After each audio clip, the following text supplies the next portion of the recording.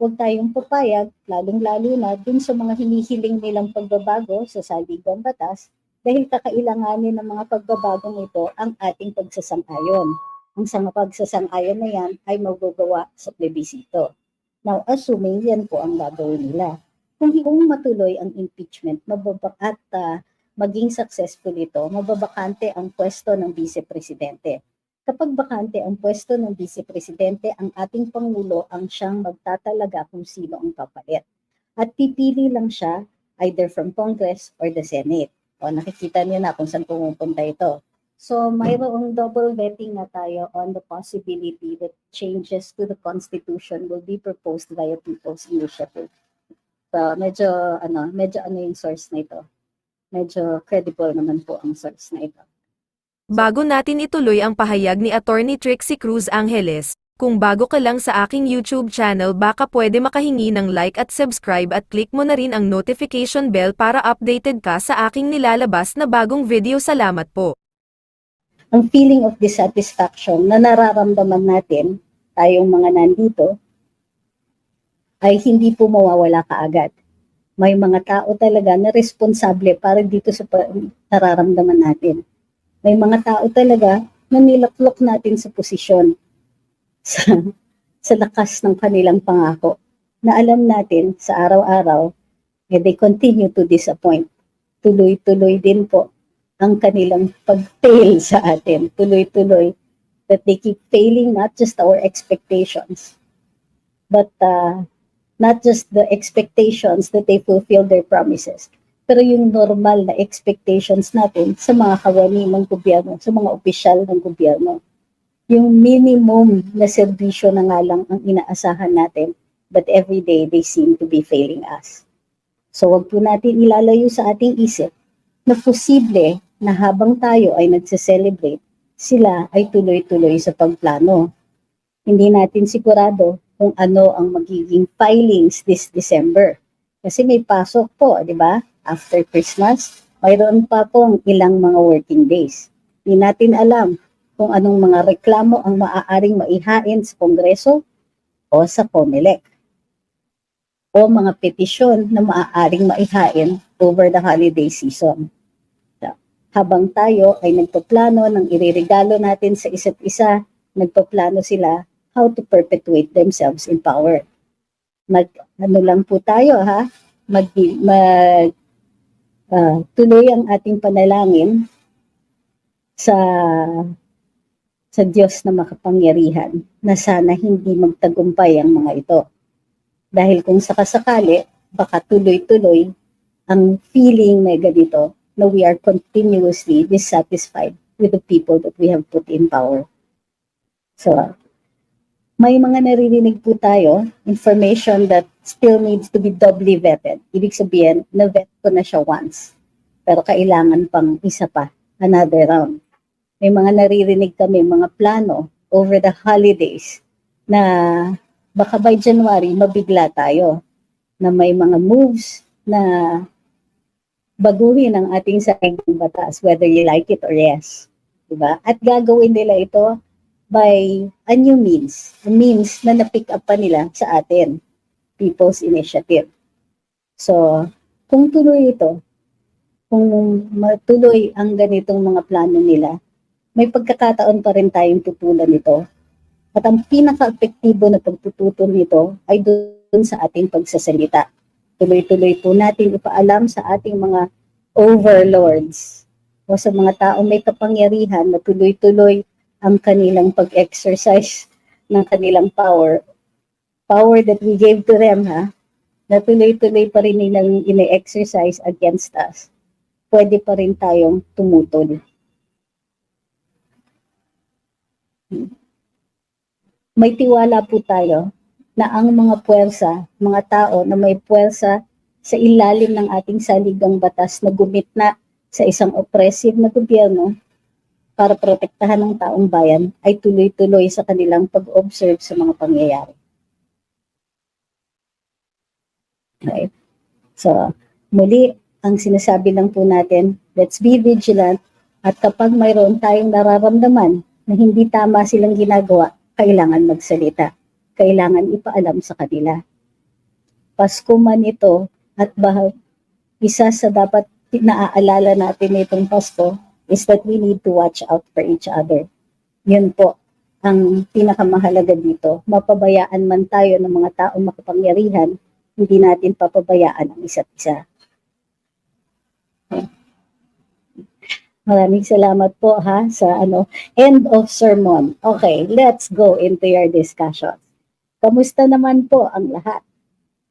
Sabi ni Mark Anthony Perez, a comeback with the Tambi twist. Tandaan ninyo, every time na makascore, every time meron tayong mailabas, asahan ninyo, meron din silang pinaplano.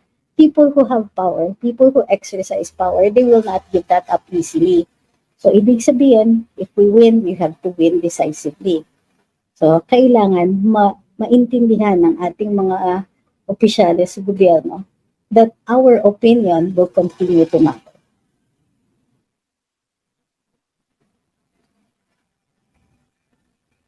Sabi ni Blue, naniniwala pa rin ako sa mga general na ang nagbuwis ng buhay at may malasakit sa bayan. Hindi yan papayag na sirain ng isa ang ating bayan. Maraming salamat ma'am kay Ma'am Virginia Wise sa kanyang pagpapadala ng super sticker.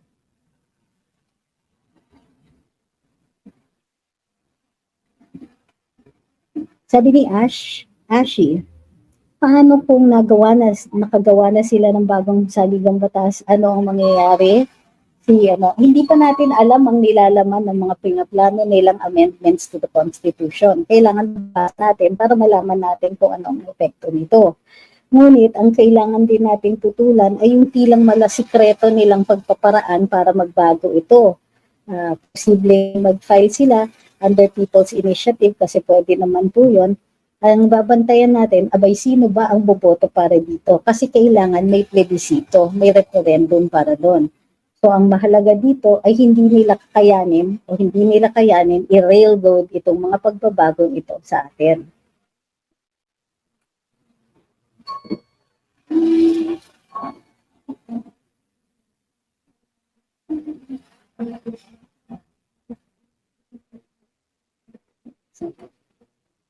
Sabi ni Way, I see it na umpisahan na nilang isuppress ang free speech and expression na ginawa nila sa SMNI. Pwede na nilang gawin sa lahat yan ng kumukontra sa gusto nila, lalo na kung Congress ang tinatamaan. Hindi po ako nagdududa na may mga posibilidad, yung mga sinasabi ninyo, may posibilidad na mangyari ito. Ngunit, ang una nating kailangan gawin ay manatiling kalmado. Kasi sa ngayon, wala pa tayong nakikitang galaw. Ang sinasabi lang natin ay kailangan vigilant tayo. Kailangan parati tayong mag-observe sa mga pangyayari sa ating palibot at sa mga ginagawa ng ating mga opisyales. Huwag tayong papayag, lalong-lalo na dun sa mga hinihiling nilang pagbabago sa saligang batas dahil kakailanganin ng mga pagbabagong ito ang ating pagsasang-ayon. Ang pagsasang-ayon na yan ay magagawa sa plebisito. Now, assuming yan po ang gagawin nila. Kung hindi po nila gagawin sa pamamaraan ng People's Initiative, magpo-propose sila ng Constituent Assembly, meaning the Congress the legislature will constitute itself as the body. Sila ang magiging representante natin sa pagpropose ng pagbabago sa ating saligang batas. So, asahan ninyo, since sila yung nasa in power at alam nilang hindi sila popular, they will try to railroad something. So, ganun po talaga yan. They're continuing yung pagkukulang sa kanilang popularity, pagbababa nilang popularity at trust ratings ay gagawa nila ng tinatawag ni Boss John at work around. Diba? No. Sabi ni Gaming, pwede bang tawagin si Martin Romualdez sa Senado para questionin sa pagsuspend ng franchise ng SMNI? Mayroon pong interparliamentary courtesy. Ibig sabihin, dahil dalawa silang kamara ng iisang legislature, hindi po sila, kumbaga, bawal ang bastusan. So, you cannot question each other kasi hindi po higher body ang Senado. equals po sila. Nauuna lang po ang Kongreso doon sa mga proposals for taxation, franchises, and so on.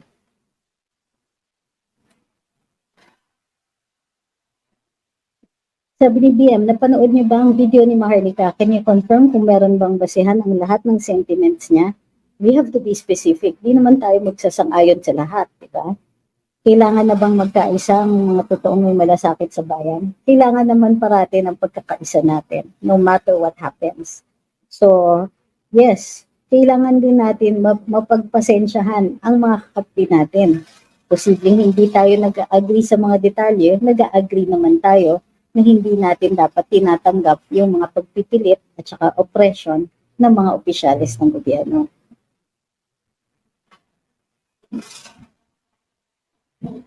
Sabi ni Ma'am Dina, may expose si Maharlika. According to Maharlika, magbibitiw si Puting kung ang papalit ay pinsan niya. Kaya minamadali nila ang ICC dahil idadawit nila si Inday, parang yung pinsan ng papalit. Alright, kung sakasakali, ito po ang basihan ni Binibining Maharlika. Unang-una, posibleng kung matuloy ang impeachment at maging successful ito, mababakante ang pwesto ng vice-presidente. Kapag bakante ang pwesto ng vice-presidente, ang ating Pangulo ang siyang magtatalaga kung sino ang papalit. At pipili lang siya either from Congress or the Senate. O nakikita niyo na kung saan pumupunta ito. O, kung sakasakali at maipili niya isang kamag-anak niya para iluklok sa pwesto ng vice-presidente, maaari siyang mag-step down at yung vice-presidente ay by right of succession magiging presidente. Kapag siya na po ang presidente, magluluklok siya ng tao na nanggagaling sa Senado o Kongreso para punuin yung posisyon ng vice-presidente. So, yun po ang magiging basehan kasi may posible po under the setup ng ating saligang batas. As to whether or not that's actually going to happen, na mayroon talagang plano na ganon, then on that matter, we still have to see.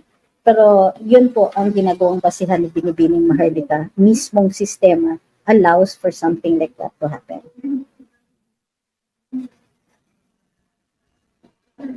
Sabi ni Loy, bakit si Daryl at saka si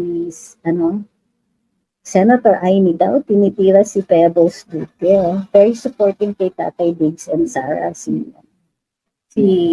Miss Pebbles. Pebbles Duque to ha, hindi to si Pebbles Chururut. Yung kaiba po yun. Well, kailangan alamin ko po kung ano yung basehan dyan. Gayon pa man, posible dahil dun sa ilang mga nabitiwan na salita ni Miss Pebbles. Let's see, hindi pa po masyadong maliwanag para sa akin kung ano mismo ang nagiging issue sa kanila. But suffice it to say, hindi naman po dapat tayo na-divide over details like that. So siguro kailangan paalala rin natin sa isa't isa na we can disagree on the details, but on the general matters, such as whether or not this administration is fulfilling its campaign promises and doing their obligations or doing it right by the people, yan po ang dapat parating nasa isipan natin constantly.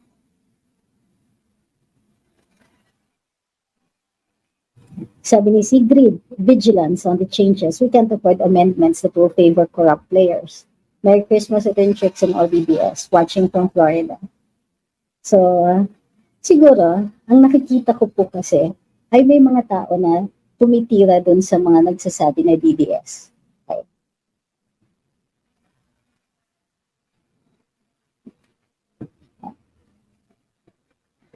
Alright, so mayroong double vetting na tayo on the possibility that changes to the Constitution will be proposed via People's Initiative. So medyo yung source na ito. Medyo credible naman po ang source na ito. So may possibility na ganyan, kailangan i-anticipate natin at bantayan. Ngayon, doon naman sa larangan ng komunikasyon, nakikita natin na may mga tao na pilit na nangangalmot, kumbaga, doon sa mga dapat kapanig. Bakit ito? Bakit ganon? Well, halimbawa, may mga tao na nakakaamoy na baka may manalong panig dito, nag-aalala sila na baka maetsepwera sila. Kumbaga, politika din yan. Wala po tayong panahon at pasensya para sa mga taong namumulitika ng ganito kaaga, hindi pa naman tayo nakakapagtagumpay dun sa pagkokorek sa administrasyon na ito.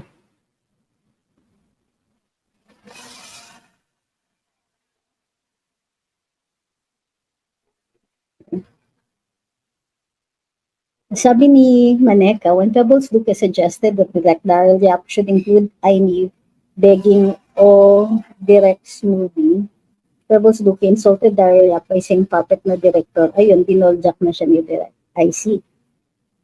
Alright, that sounds like a very good synopsis. Thank you very much. Sabi ni Mama Maria, I'm sorry, but there's no honor among thieves. Who are you talking about?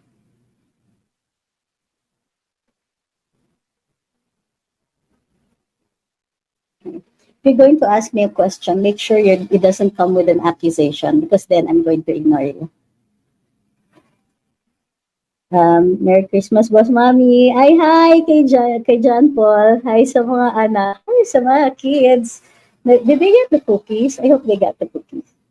Uy, huwag mong ubusin yung cookies nila. Sabi ni Ma'am Malu, bakit walang ads? Wala pa po. Mamaya ko pa i-monetize ito. Ha? Natry na. Sandali, tignan natin. Kailangan nga dapat i-monetize ka agad, ano? Sige po, i-monetize ko in a little while, pero medyo may momentum na kasi tayo sa discussion. Hoy, sa lahat ng bumati ng Happy Holidays at Merry Christmas. Merry Christmas din po sa inyong lahat. Like I said, tuloy-tuloy pa rin tayo sa ating pause. Kumbaga, tuloy-tuloy pa rin tayo sa pag-discuss. Alam ko, panahon ng Pasko. At in some instances, medyo mahirap po talaga mag-concentrate dahil nga sa holiday season.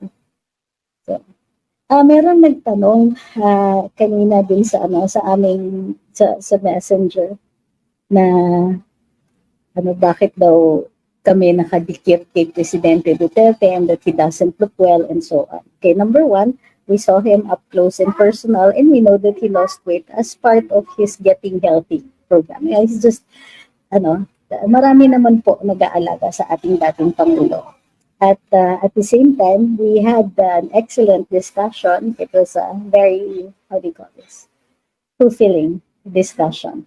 And hindi po namin inuuna ang aming pagpapacute, so to speak. Sabi nung isang critic na inuuna daw namin yung aming pagpapacute. Just for the information of everybody, taon-taon po, nasa Davao kami at about this time, hindi lang po dahil birthday ni Crisette, kundi dahil celebration namin for nagte-Thanksgiving po ang House of Hope.